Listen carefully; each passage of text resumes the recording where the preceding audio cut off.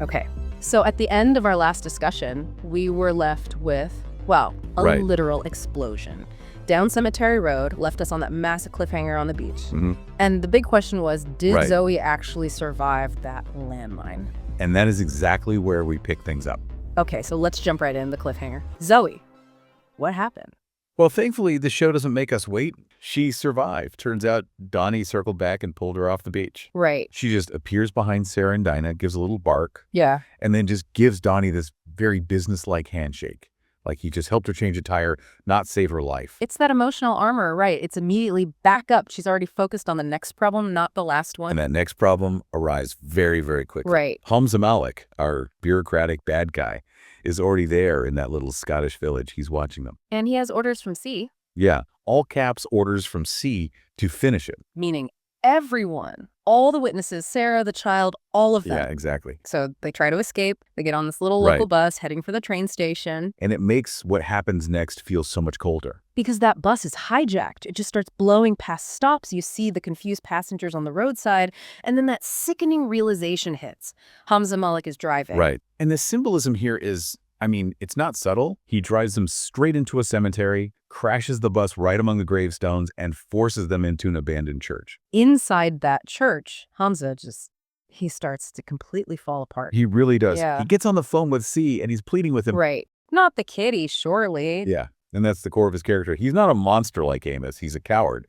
He was fine Right. with chemical weapons tests or signing off on a murder from behind a desk. But when he has to Right. look a child in the eye and pull the trigger. That's a line he can't cross. But C knows this, of course. The system has a backup. Always. And the backup is Amos. And he arrives with his own little side quest. He only agrees to the job if C lets him kill Hamza afterwards. Because Hamza said something rude about his dead brother. Right. It's this incredibly petty workplace grievance playing out in the middle of this huge conspiracy. It's brilliant. Yeah, But while all this is happening with the adults, it's little Dinah who makes the key move. absolutely. She just quietly pulls this old nail from a church pew, gives it to Sarah, who then gives it to Zoe, and Zoe just pockets it. Almost instinctively, any tool is a weapon in this situation. And then chaos. Bam. Amos announces his arrival. With a grenade through the stained glass window. Of course. It's chaos. They managed to crawl into this underground passage beneath the church. Dinah's face appears at an outside window, and the final fight becomes two parallel duels. Right. You get Zoe versus Amos inside the church. And then Sarah versus Hamza outside a tactical confrontation that pays off her entire journey of self-discovery. So, okay.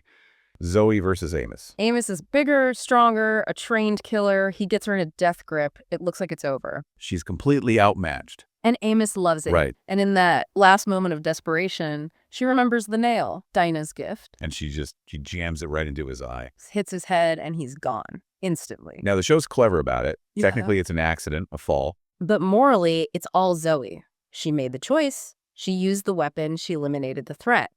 Vengeance for Joe is complete, even if it was messy. Right. So while that's happening, we have the other fight outside, Yeah, the exactly. ideological one almost. Sarah versus Hamza. Right. She has the shotgun, but Hamza is trying to manipulate her, saying if she kills him, they'll just send someone else, that her family will have accidents. And she hesitates. She's not the killer. Right. And it works for a second. She hesitates. She actually sets the shotgun down. But this is where you see how much she's changed. Hamza grabs the shotgun to shoot her, but The plugs are still in. Downey never took them out. The gun backfires. horribly. Just blows 3 of his fingers off, completely mangles his hand, bleeding. Alive, but broken. A huge dangling thread for a potential season 2. Definitely. So the violence is over.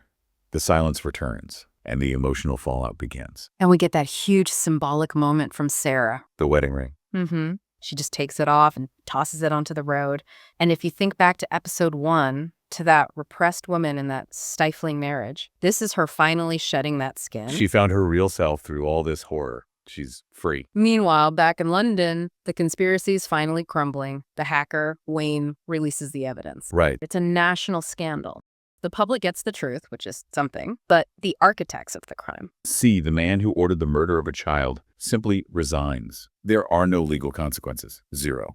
Not only that, he walks right into a much more profitable job in the private security sector. And the defense secretary, Talia Ross, she goes on TV and does the whole political apology tour, promising reforms, effectively shielding the very system that let C walk away. Right. Which brings us to the end, the London train station. That bittersweet goodbye. Sarah fulfills her promise, handing Dinah over to Ella, Downey's sister. The mission is complete. But Zoe, being Zoe, just cannot handle the emotion of the moment. Nope, she just walks away before any big hugs or tearful goodbyes can happen. Totally. Okay, so a lot of threads are left open. Oh, absolutely. I mean, first, Zoe is still a wanted fugitive. How does she work as a PI when her face is everywhere? And then there's the Mick Herron universe connection. Could you imagine Jackson Lamb's team from Slow Horses being tasked with cleaning up this mess? That would be a bureaucratic nightmare I would love to watch.